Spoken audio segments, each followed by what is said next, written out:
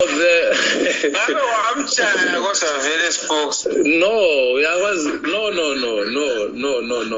needed to tell him the facts, and I wanted him to know. I did tell him that I'm not scared of him. Not only him, I'm not scared of those boys that is mobilizing. I told him, and here I'm being honest. One of those boys is going to miscalculate and touch me or touch Chief. Or he's playing with fire, and I don't think he knows. I think it's intimidation. Intimidating, cause fear, so that can go unchallenged or whatever. So in the Wayama report, there was not the one that started the report. No, the recalls, look, I mean, remember they started that tribal thing which they pushed to say Madam President is putting her friends. The recalls, remember the National Council, the 9th of May. You guys actually recommended that we recall everyone in PR and the Senate. That's what you guys recommended.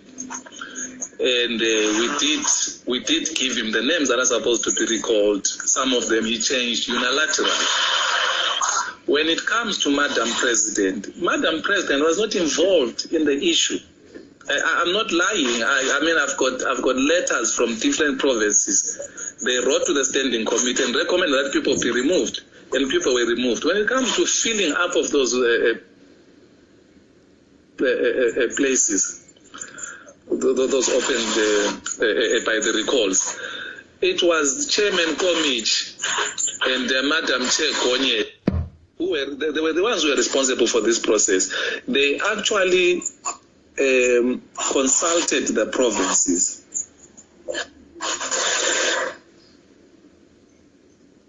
And the provinces then gave them the names to replace. I also have letters to that effect. But we excluded him. That's why this process went smoothly. We excluded him. It's the chairman who signed. It's Deputy S. Jim Porina who countersigned. And this process went this smooth because we excluded him. There is no process with him that has gone anywhere smooth or this smooth. Without him, the processes go smooth. So he wanted to create some scandal, which is definitely not there. And we did tell him that in the standing committee. I personally did tell him that. Yeah. So selikhulumisela umlotha yini ukuthi liqhubekele phambili or uzoba lo part 2 malihlangana kodwa? Well, I don't know. He is exaggerating it, or let me say, his campaign is exaggerating it in the media. But Madam President said in that same meeting, no, you guys cool down. So we cool down. I don't have a personal problem with him, by the way, but I want to tell you this, Chairman. Look, I see myself leading this party one day. But even beyond the party, I have a country to build, and this country I'm building it through this party. To allow one person, because of his ambitions, to destroy all of this. So many lives died for this party. So many lives suffered for this party. So you can't just allow one person, because of his ambitions, to bring down this whole thing. So that is where I'm coming from. As a person, I have no problems with him. You remember the interviews I was doing when I was in South Africa, and I said, Dr. Kupe, Dr. Monzora, that's one, to me, really, there's no difference. If any one of them prevails, I really meant it. But I can tell you now, God forbid, if it turns out to be him, and at the rate he's going, and I can tell you now, you have no party. That's number one. Number two, I can tell you in a general election, he can't beat Dr. Nkosana Moyo. He can't. If he goes beyond 15,000, you'll be lucky. You just look at the tribal campaign he's running. Hey, Karangas is this. Hey, Debele is this. Hey, this and that. Really?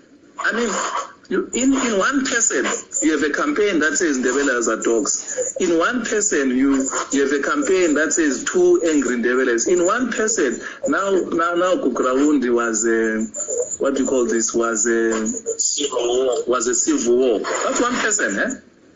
That's one person.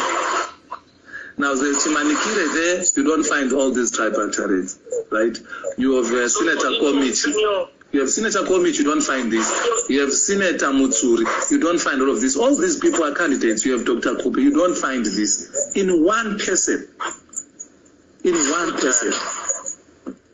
So, in your opinion, Spokes, what is the solution and the way forward? Because we can't keep having this negative media attention while we're working towards looking at the facts. Because that's what our enemies want to see. They want to see us fail.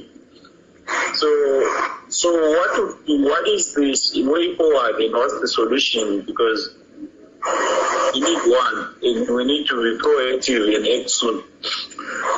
Well, good question, Chair. You see, the problem with this position that I have is that it also curtails me. You see, so I'm not able to be as forthcoming as I could possibly be when I didn't have this position, because then I'll be accused of playing for one audience or for the audience of one, and not really speaking for the whole party. You know, so it's you now. The duty is upon you guys to then stand up for the values and the principles of the party. You see, let me give an example.